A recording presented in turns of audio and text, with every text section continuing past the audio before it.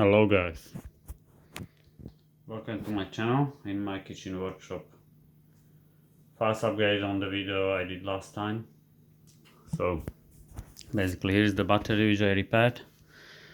I balanced the cells on my own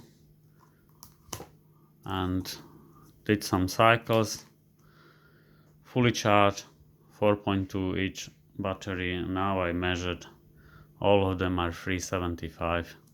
Not gonna show you this, but I got other video how to measure. You can measure it there. Yeah, so this one is about soldering. So basically I'm soldering most of the time cells because I just don't have welding machine, but when I need it I used welding machine, my friend's welding machine, and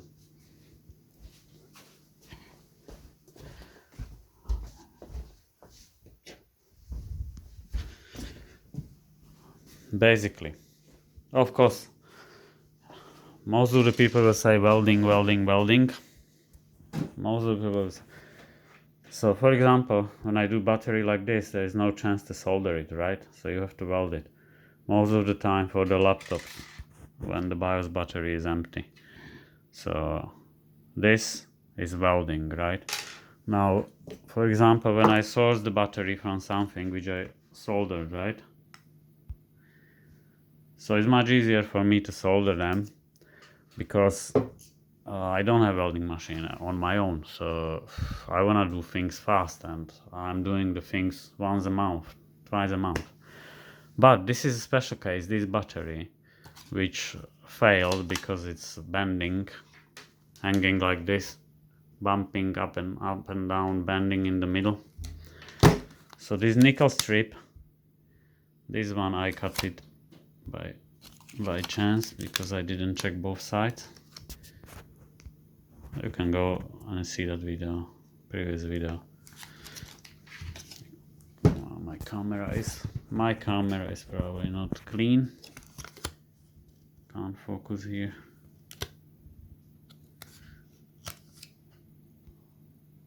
Okay, great. So I accidentally cut it here because I want to remove all three cells, and then I open it from other side. You can see that and I found a crack here, where's the weak point. The batteries, these plastics are bending, so it was nickel strip was cut here from the movement up and down, and this is not first battery, so this is gonna be regular for all them. Probably most of the batteries will fail like this. But what I want to tell you, soldering. So of course you can weld nickel strip here, but if you do that,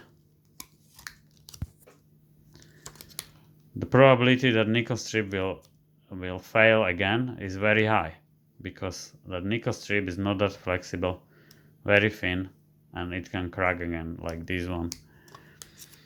So when I am soldering, right, I solder nickel strip here, but I solder extra wire, and you can weld extra wire. So in this case it's actually soldering must. On the other hand, in this case you can only weld, but in this case I will definitely solder. You can weld, but I will solder over. And when you solder, you have to go between the batteries because the capacity is too high. The thermal capacity is too high here, so it will be difficult. You don't want to overheat cells, but you don't need to be scared. Like when you solder here, you won't overheat cells. 1-2 minutes is nothing, comparing if you keep battery somewhere on the sun and it will get 40-50 degrees for many hours. That's probably worse for battery than this soldering. So it's a little bit more tricky on this side. If you have to solder on plus side, I definitely recommend, as you can see, these white paper. It's basically paper I removed from from probably some different battery. Look, they look like this, right? And they are originally like this. So you cut a little bit of that paper and put it under the place you solder, because this is plastic. You can melt it and you can show this plus straight away on this minus. And here as well. You can also use this Kapton tape, which is heat resistant, so you can plug that one underneath. But this plastic can melt, you can damage battery, so be more careful here. And of course, I advise clean it well. I use alcohol, but here I will use acetone just to make sure it's well cleaned. All the places you're gonna solder well cleaned.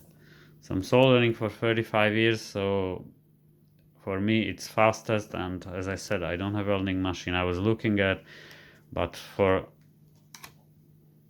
job which I do once a few months, yeah, now I got job of this battery, it will be nice, but as I said, in this case soldering is legit.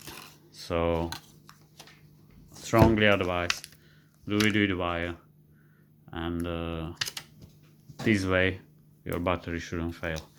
Also balance them. If you replacing cell, balance them the best way possible, because this balancer here it's got 4.2 volt but 470 ohms is nothing. It's balancing like 7 milliampere per hour.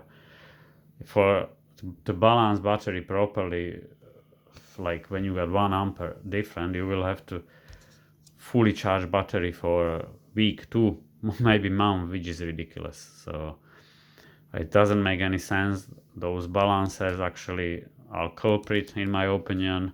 If you check my video how I replace BMS just with fuse, it's much more reliable, because most of the battery, the cells will fail because the faulty BMS, and these balancers, they do literally nothing. If the battery are all the same, these balancers do nothing unless you don't keep fully charged battery, which is damaging your cells, so it doesn't make any sense.